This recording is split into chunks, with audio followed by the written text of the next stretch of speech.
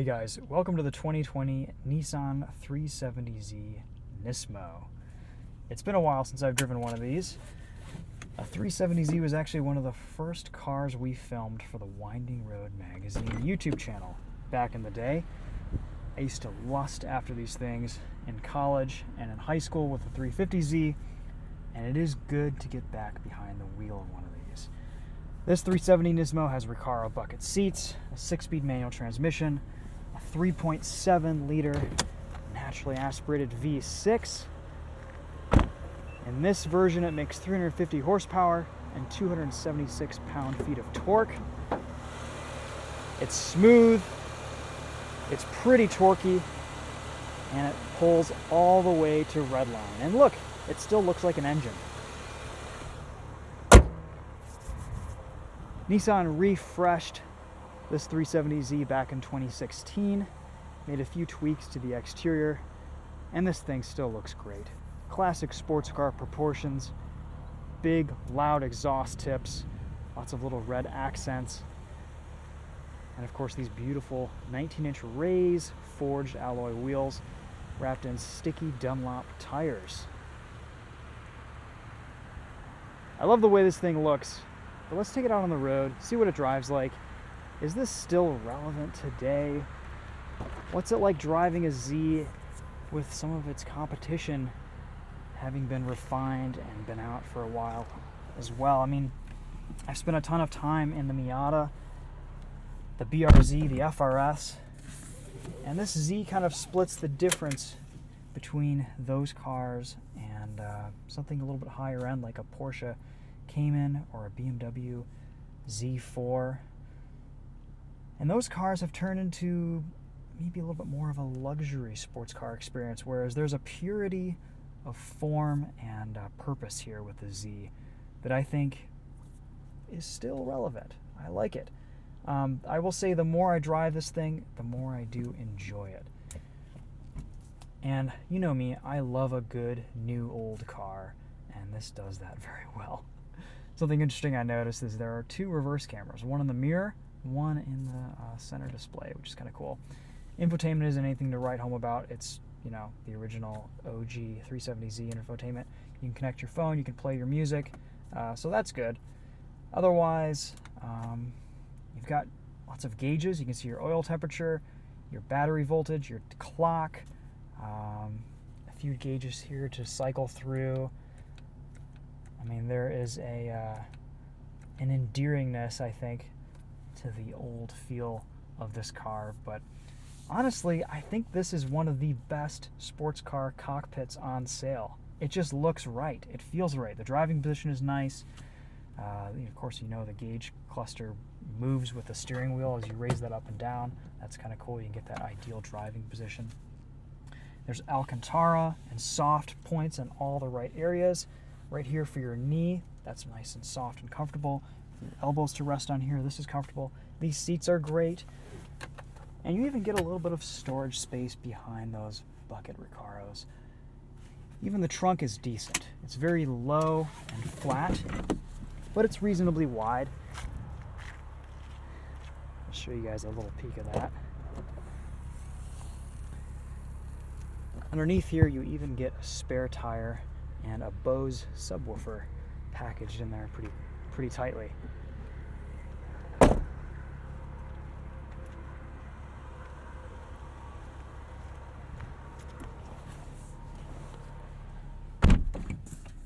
All right, let's take this for a drive. In 2016, Nissan added a active sound enhancement mode to the engine.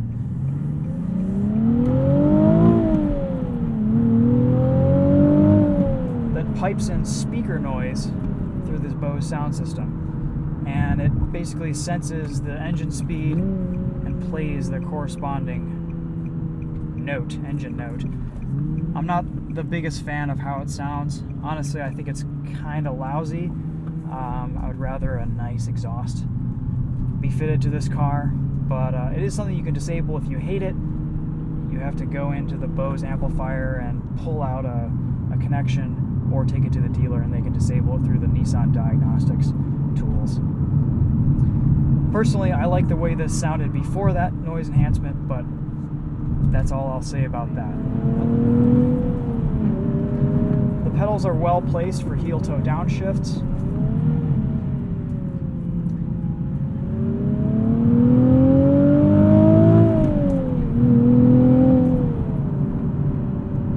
And I love this shifter.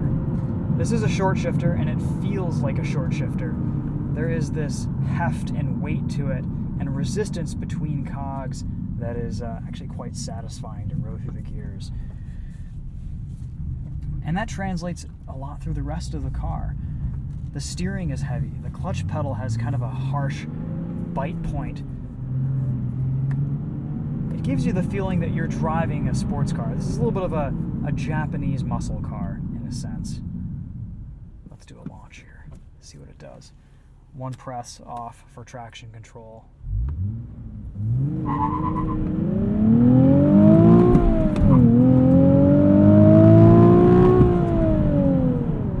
Miles an hour in second gear. It's pretty quick, 350 horsepower. It's no slouch. There's a brutishness to this 370Z that is quite endearing. So we've turned active rev matching on there. You can hear that. And it does a really nice job. This is a great system. It was kind of one of the first systems to come out in the market for a manual transmission with active rev matching, and even today it's one of the best.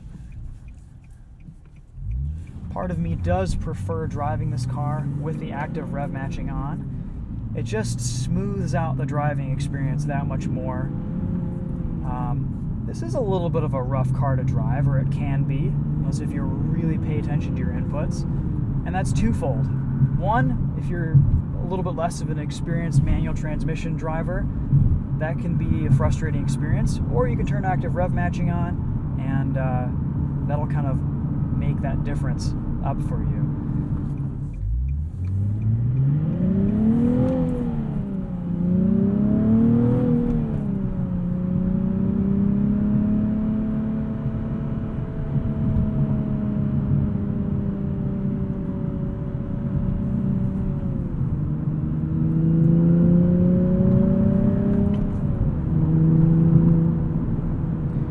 Say this is a satisfying car to drive in a variety of scenarios. So you're daily driving this, you're just putzing along, it's still fun. It's still enjoyable. You don't feel bored just driving this around at traffic speeds. This isn't a car that you have to push, that you always have to hustle to have a good time in. And I appreciate that. That's something that you don't see in a lot of modern sports cars anymore. Except for maybe the Miata, the BRZ, and some of the American muscle cars.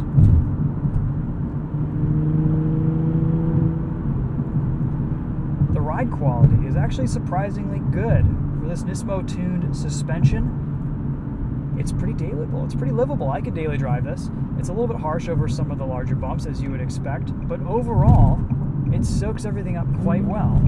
Where this car is really a bit tedious to drive as a sports car is over impact and rougher pavement. There's just a ton of tire noise.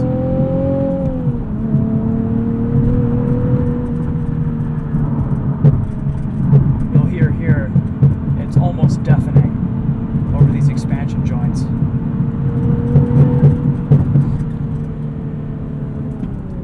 And of course there's the occasional creak and rattle.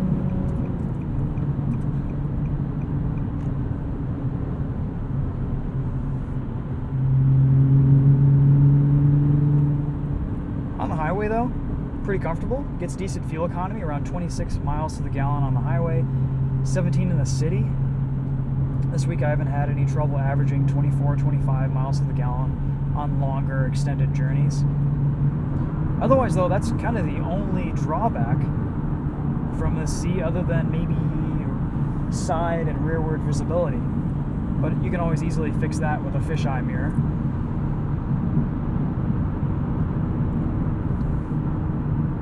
It's interesting, this 370Z isn't the precision instrument that a Miata or a BRZ or Toyota 86 is. This is a little bit more of a brute. It's a blunt force instrument, you know. This is the hammer. You have to engage some muscles to shift it into gear. It's a little bit less refined, and it's not a scalpel precision instrument. There's some understeer at the limit. There's some snap oversteer if you push it beyond the limit.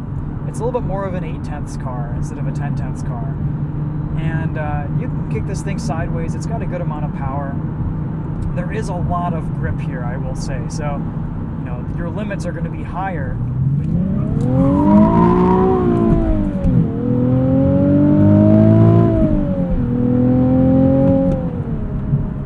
Hydraulic steering rack.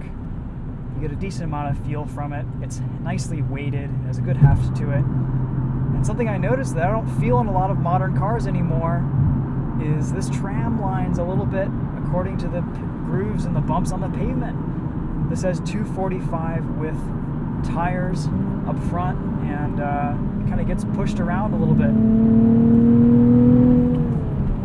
I don't hate it. I don't mind it. It's fine.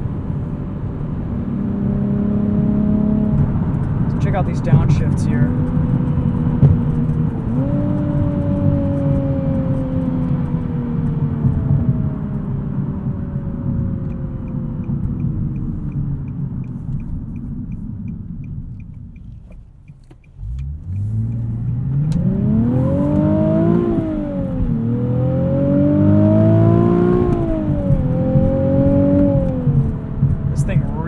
To the moon. 7,500 RPM red line.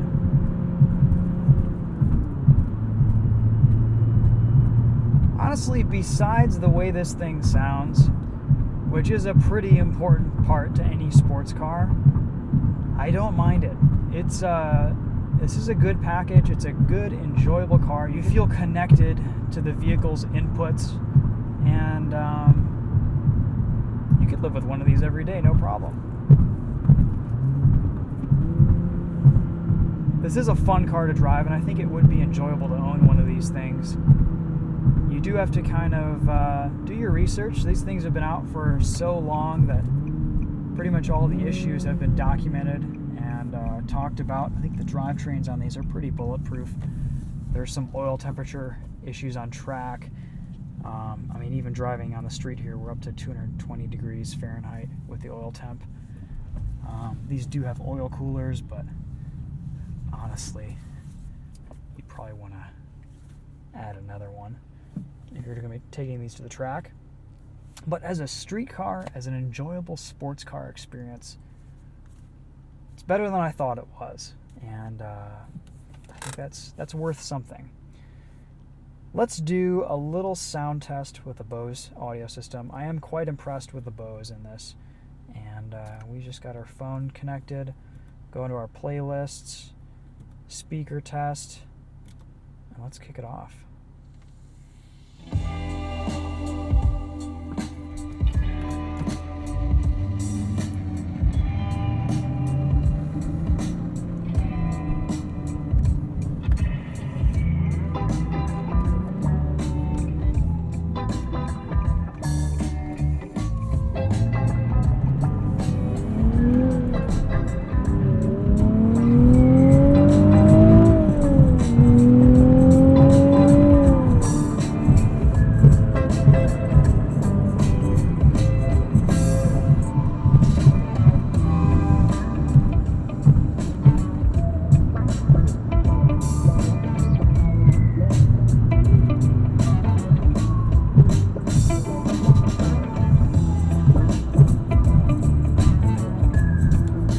Actually a surprisingly good audio system.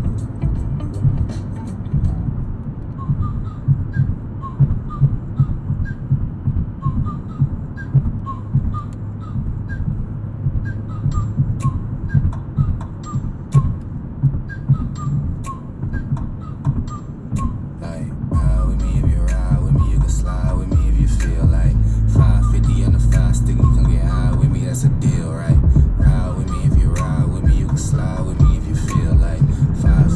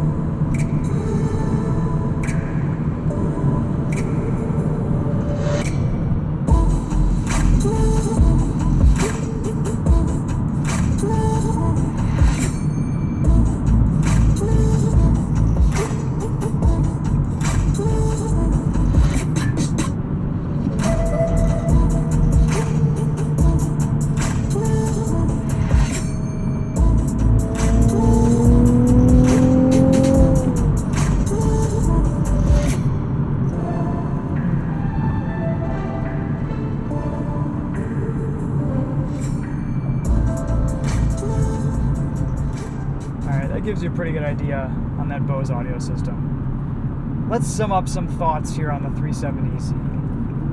I do like this car. I didn't at first, but the more I drive it, the more I've enjoyed it. And it still reminds me of, and maybe part of that is it reminds me of me like lusting after these things when I was in high school and college. But there is a pure sports car feel to this thing, and that is very satisfying. And it's a little bit of an old school feel that has been lost in a lot of modern vehicles. And it's pretty much just a representation of when this thing was built and made and designed.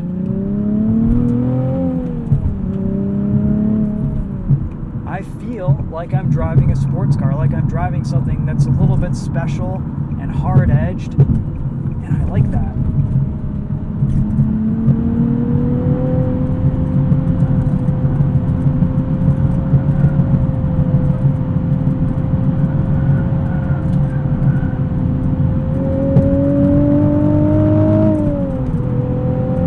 Is actually quite impressive, and that rattle in the back is my fault. I was fiddling around with the spare tire area.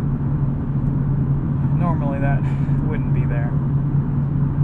If you want a new one of these, if you want to use one of these, find a good example that hasn't been beaten on too much, and you should have a pretty decent sports car. That'll sum up the 370Z for me. It's been a good week in one of these. Probably the last time I'll get a chance to drive one of these for a while. Let me know if you have any questions about this. Stay tuned on Winding Road Magazine's YouTube channel for more videos on this without any comments, without any talking. Just the engine sound.